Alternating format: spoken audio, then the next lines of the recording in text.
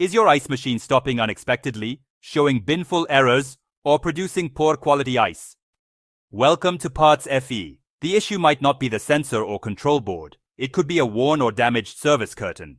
The service curtain is constantly moving every time ice drops into the bin, and over time, it can crack, warp, or lose its magnetic function due to moisture, temperature changes, and regular wear.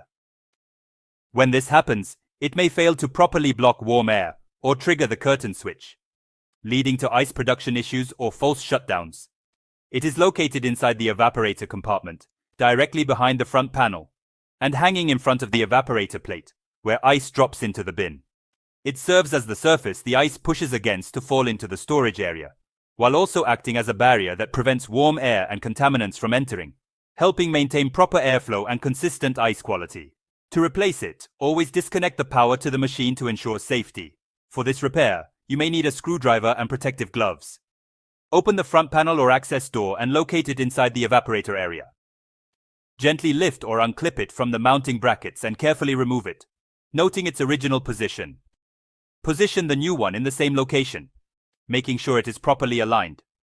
Secure it firmly so it hangs correctly and moves freely without obstruction before closing the panel. After installation, restore power and run the machine through a cycle. Observe the operation to ensure ice drops smoothly into the bin without interruption or false bin full signals. If the unit runs normally with consistent ice production, the replacement has been successful.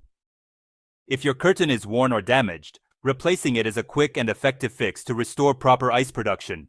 Find the link provided in the description below. For trusted commercial kitchen equipment parts in the USA and Canada, visit PartsFe. And follow us for more expert appliance repair tips. Thanks for watching.